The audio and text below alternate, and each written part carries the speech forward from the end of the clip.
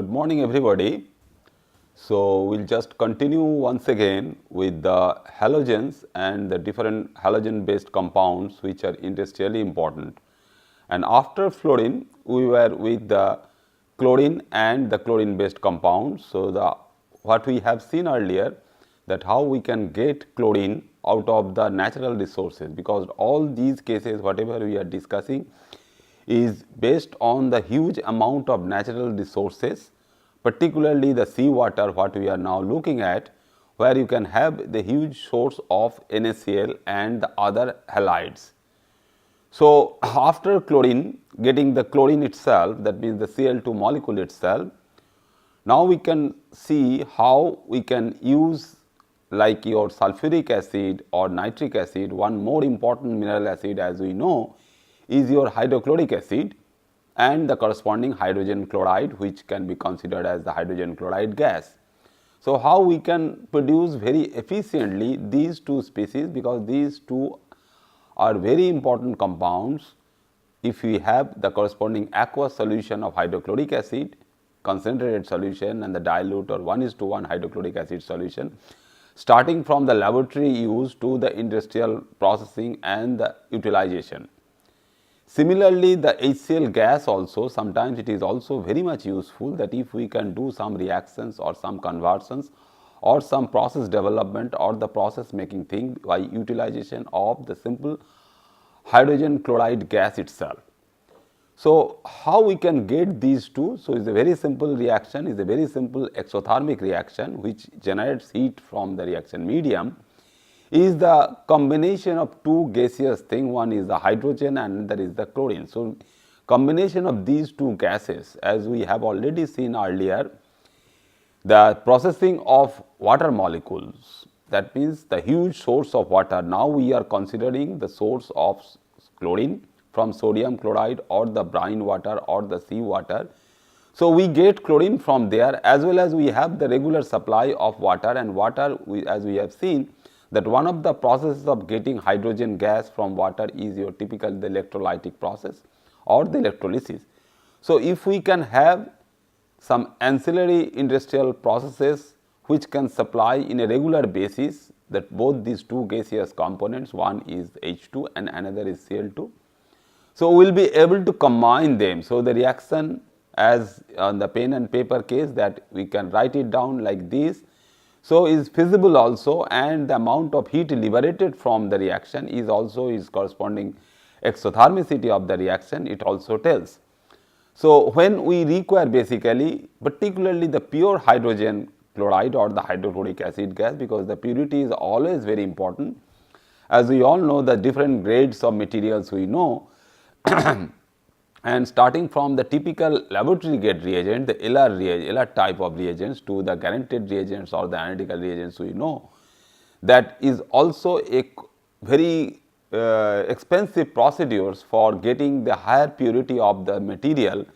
So, if we can have some arrangement where in house we can make the corresponding hydrochloric acid or the hydrogen chloride gas itself, if we are going to use that particular material in the food sector. So, you should be very much careful that it should not be contaminated with any other thing. So, its best way of getting this is that either in situ or some arrangement for the combination of these two gaseous components is that you make highest possible purity which can be directly used for the food industry.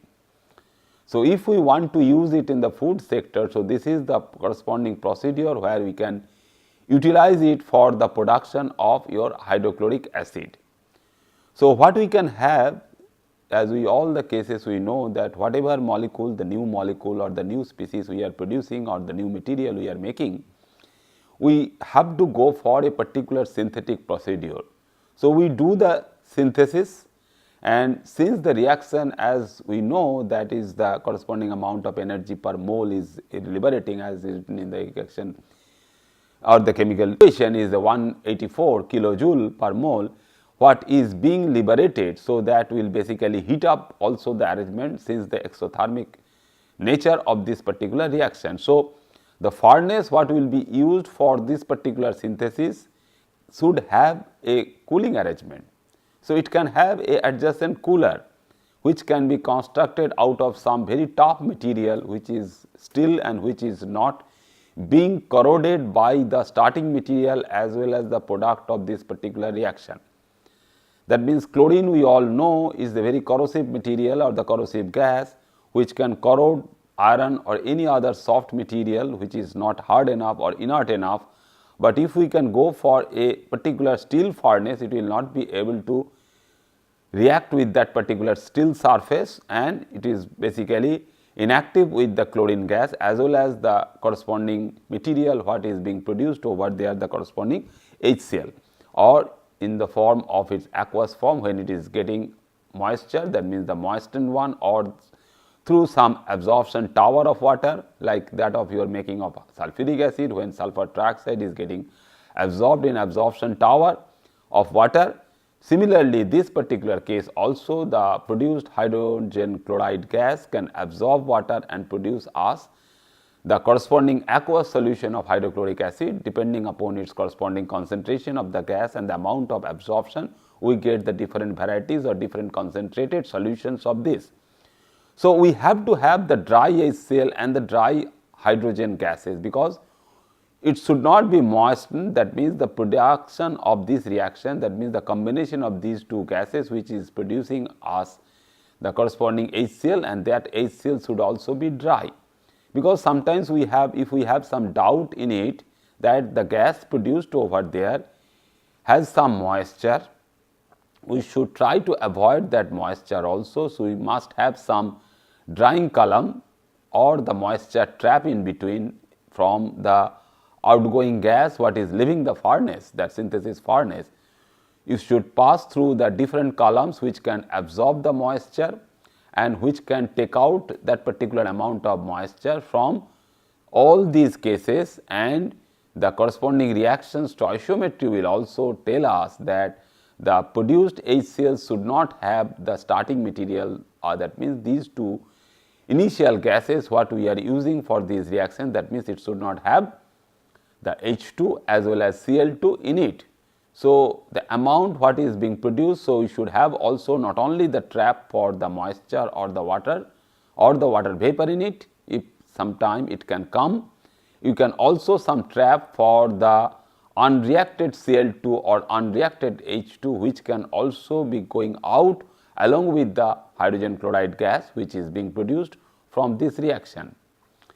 So, sometimes it is also obtained as a byproduct. So, if we consider that any kind of reaction, we all know that if we are able to remove some chloride from some organic molecule or some other group, that means the CCl bond is being broken or being reduced with that of your hydrogen gas or hydrogen on some catalytic surface like that of your palladium charcoal or anything.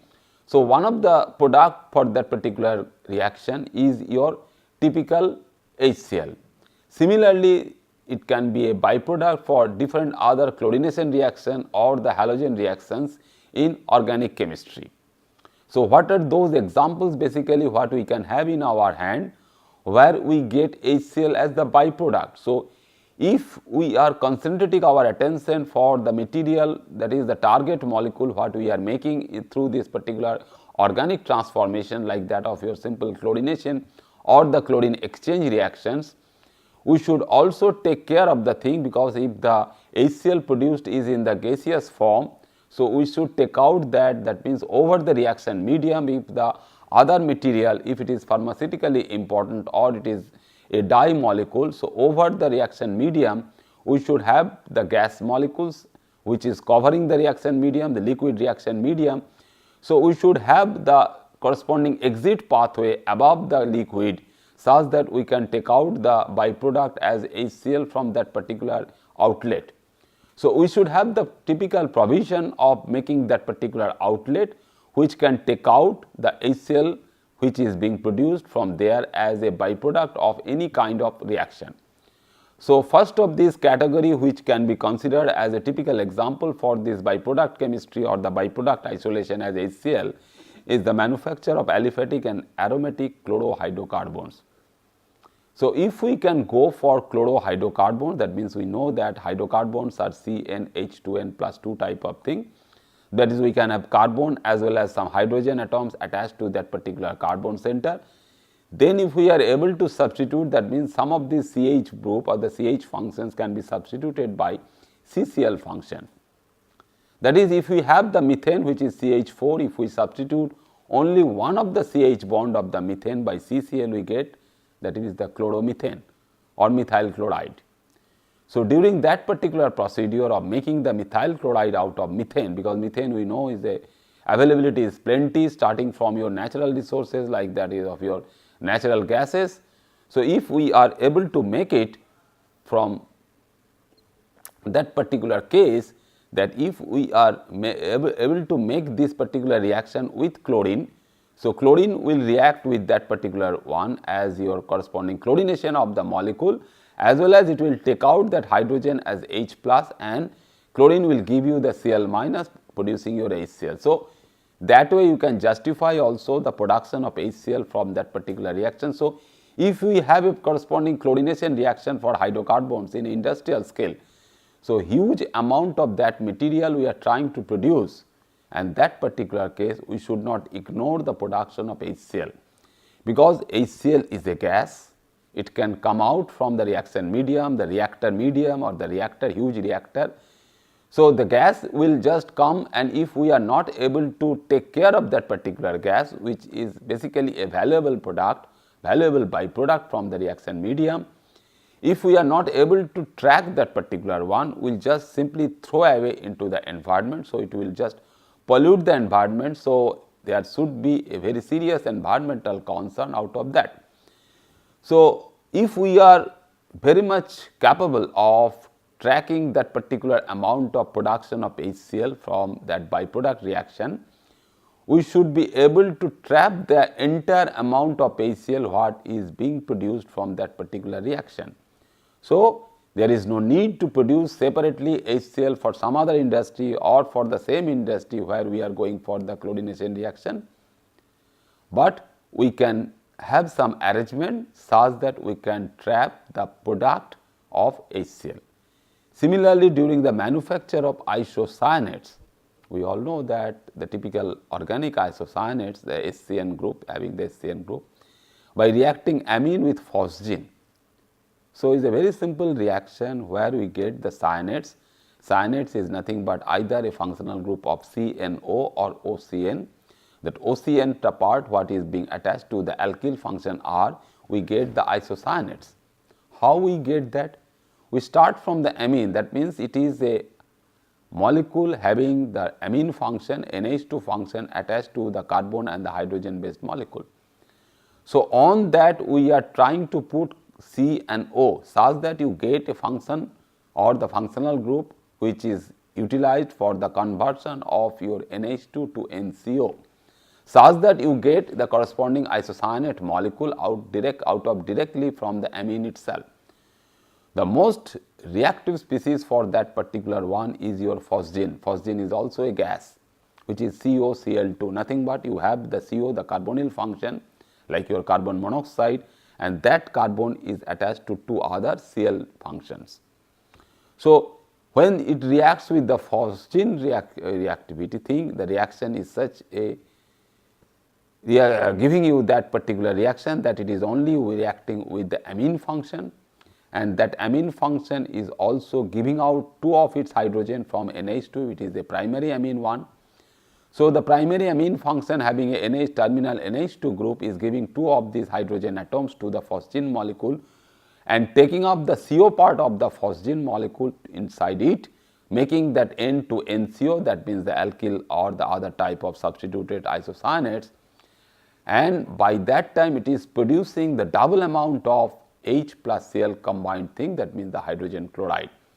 That means double of this it can produce, because we do not need any catch of chlorination reaction where chlorine is being inserted into the molecule itself, but here we are taking away all the chlorine from the phosgene molecule such that taking the hydrogen atoms from the amine function, it will produce double amount of HCl. So, now HCl in a greater amount is again a byproduct for the reaction, and we should take care of that particular product, and we can store it, we can purify it, and we can preserve it for further use. Similarly, manufacture of another pyrogenic silica is a special variety of silica, pyrogenic, which is heat sensitive also, by flame hydrolysis of chlorosilane.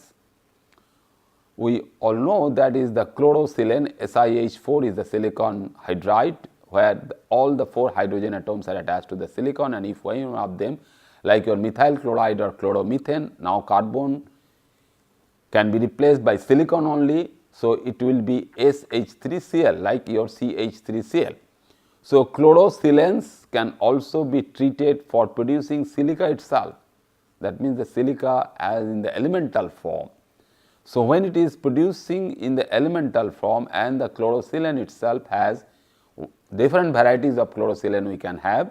You can have 1 chlorine attached to the silicon, 2 chlorine can be attached to the silicon center, or 3 chlorine centers can be attached to the silicon center. So, during that particular processing, that means the making of silica itself, that means silicon dioxide, silica, pyrogenic silica, or the silicon itself, the elemental form also, in all these cases you have to remove the corresponding hydrogen attached to the silicon center or the chlorine attached to the silicon center, and these two can combine further to produce you the hydrogen chloride once again as your byproduct molecule from the industrial scale of making this pyrogenic silica out of chlorosilanes. Hydrochloric acid utilization, if we now consider that what are the areas where we can utilize this hydrochloric acid, because why we need the manufacturing of hydrochloric acid in the industrial scale. The reaction is a very simple one, only thing that how big reactor you can use and what are the other conditions you can optimize. In terms of your chemical engineering aspects, you can also standardize all these things, but we are basically interested to know how we can utilize, because without utilization you cannot produce that much amount of hydrochloric acid or hydrogen chloride for giving you a new chemical in the industrial scale. So, first of this is your cleaning of the metal surface. So, if we all know that the surface, when if it is the iron surface or any other surface, most of the metal surfaces are combined with that of your corresponding oxide formation from the reaction with the air, or sometimes sulfide formation or the carbonate formation through the reaction with the carbon dioxide of the air. So, all these materials basically, that means when we clean it or react with those surfaces, that means if it is a oxide surface or a hydroxide surface or the carbonate surface of the metal, we treat it with hydrochloric acid such that your hydrochloric acid will take care of the corresponding anionic part as your metal anionic form, that means the corresponding anions can be taken away, and if possible, if we are able to reduce that particular free metal ion on the surface, you can get the metal as the metal ion as the zero form, again it can come and attach or stick to the metal surface, otherwise it can be cleaned or it can be leached from the metal surface as the typical metal ion salt of the corresponding chloride ion which is available from hydrochloric acid. So, if a metal surface is covered with hydroxide or the oxide or the chloride surface itself, if we can treat it with hydrochloric acid and if the solubility of the already present carbonate surface or the chloride attached to it is also not very much, but the fresh amount of addition of hydrochloric acid will clean it as the corresponding metal salt from the surface such that we get a very shiny surface or a very clean surface, because we require most of the cases when we directly use in the industry, that we see also afterwards when we talk about the corresponding industry which is producing the high grade of metal center, high grade of silicon center, which are having a huge demand in the industry. So, metal cleaning process can be utilized through the use of the product of our industry is the hydrochloric acid. Then sometime not typical cleaning, but we consider that industrially is known as the pickling. So, like the pickling of the metal surfaces or the metals, all the metal material also is also done by the hydrochloric acid, and sometimes the manufacture of metal chlorides from the free metals or the metal oxides or hydroxides, carbonates or different types of ores and minerals. So, how we go for getting that particular metal as the metal salt? If the industry is only devoted to something where we do not produce the metal itself, but we are directly producing or converting the ore or mineral to your metal iron salt. That means iron, we take hematite or magnetite for the production of ferric chloride, say, or the iron sulphate or ferric nitrate. So, making these for the different types of chloride, that means the ferrous chloride or ferric chloride, we directly treat those metal or the metal oxides with that of your hydrochloric acid. Then in the typical classroom or the research level laboratories, they are using huge amount of hydrochloric acid for simple neutralization reactions. So, that neutralization reactions in any chemistry of inorganic, organic or some biological world also, the biochemistry, the bioinorganic classes or the biophysical classes, the first thing what we do, that if you have a solution and that solution also very important industrially also, when there will be some adjustment in the pH.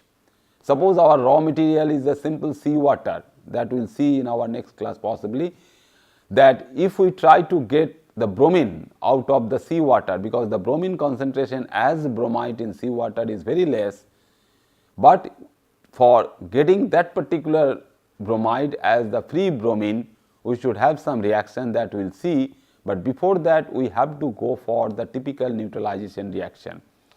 So, the neutralization reaction for the different types of organic and inorganic reactions, or sometimes for the bulk material, things are very simple, that how we neutralize it. When we neutralize, we are talking in terms of the corresponding neutralization, in terms of the basicity of the carbonate, the bicarbonate or the corresponding hydroxides or the oxides. When we go for the neutralization, we are taking care of the pH of the medium, but if we just try to ignore the corresponding supply of the anions out of the acid what we are using, because when you use hydrochloric acid and a huge excess of hydrochloric acid if we add to adjust the pH, to control the pH, by that time we are contaminating the reaction medium with huge amount of chloride ions which is coming out directly from the HCl. Similarly, if the medium is not good enough to sustain with that of your excess chloride, we should try with that of our other acids, other inorganic acids, other mineral acids like that of your sulfuric acid or nitric acid, if chlorides are not good enough for the particular type of reaction what we are looking for. But in most of the cases, hydrochloric acid is the preferred one, or HCl gas, passing HCl gas in the gaseous form also is the most useful one for neutralization reactions. Then proton catalyzed or acid catalyzed reactions in the biochemistry or in other areas are well known. We know that a typical reaction we always follow is the hydrolysis reaction. So, HCl is again a very good material for the hydrolysis reactions of proteins and carbohydrates. It is giving you for the corresponding idea that it can go for the lysis reaction, that means the breaking of some bonds like ester hydrolysis or any other thing, where water is basically attacking that particular bond, that means the ester bond is getting hydrolyzed to give you the acid and the alcohol back. But that particular acid, either it can be acid catalyzed or base catalyzed. So, most of the cases if it is acid catalyzed, so this hydrochloric acid or HCl is very good to go for this type of hydrolysis reaction for the proteins, the peptides, the polypeptides and the different types of carbohydrates also. Then one more important thing is that what we will also study now is the making new molecules out of this HCl. One such new molecule is like that of your chlorine oxide. If we move from chlorine to chlorine oxide for water treatment, acid treatment of oil wells and all these things. So, when we go for acid chlorine oxide, we can use it for corresponding water treatment as well as acid treatment of oil wells also, that means the adjustment of the corresponding pH of the acid wells also. And if we are not able to put directly the HCl, we will use the chlorine oxide, that means Cl2O. When we produce this HCl, and most of the time what we produce as a byproduct, and since the byproduct amount if it exceeds to a value. That means huge amount of HCl we are producing through that particular industrial activity, and what we find is that HCl produced through this particular process by that thing is the byproduct, and when it exceeds the demand, that means whatever amount of HCl we require and whatever amount of HCl we produce which exceeds the demand, then we have the excess amount. How we can consume that particular excess amount of HCl? There is no worry to make. We can only convert back again, because we know the procedure how you can convert the chloride, that means NaCl, to chlorine also. Similarly, you have again a good quality of chloride supply, that means the chloride ion supply as HCl, and that chloride ion supply will be utilized for converting back again to chlorine. So, we can have the remaining amount what is not required from HCl utilization, will convert directly it to again the chlorine gas. We can preserve it in the cylinders or any other storehouse. Then, as I told you, that we can see how we make this particular chlorine attached with some oxygen. That means, we will definitely have some chlorine oxygen bond. Earlier we are making Cl2, then we are making HCl bond, and HCl bond is also very much useful for breaking and creating of the new bond. Now we are moving to some species where you can have the chlorine oxygen bond. That means, how it is possible to convert the corresponding one as the oxidation of the chlorine, if we consider that attachment of the oxygen atom to the chlorine center. So, one such example, as we all know, that is the typical making of the hypochlorite, sodium hypochlorite. We can make it. How we make it? Sodium hypochlorite is nothing but the bleach we use, the common day laundry bleach, the washroom or the bathroom bleach. The common day is the bleaching agent. So, that bleaching agent is nothing but NaOCl.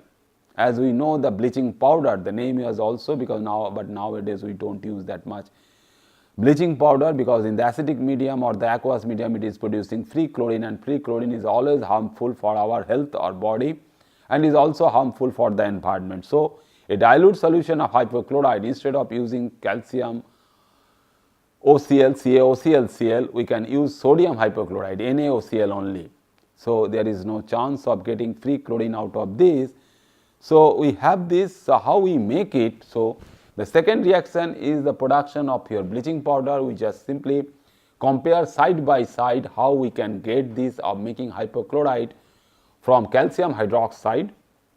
So, we get the calcium hydroxide, react with the chlorine at room temperature, mostly is the room temperature reaction, giving you a bleaching powder per water. Similarly, if we pass chlorine gas, that is why when we produce chlorine and you can get that chlorine and the supply of that particular chlorine gas, you can pass it to a saturated solution of sodium hydroxide, a sufficiently concentrated sodium hydroxide solution, giving you both NaOCl and NaCl plus water. And the same reaction when you have the bivalent cation, such as that of your calcium, which is a bivalent cation, and this particular reaction is nothing but base assisted disproportionation reaction between the formation of chloride as well as the hypochlorite ions.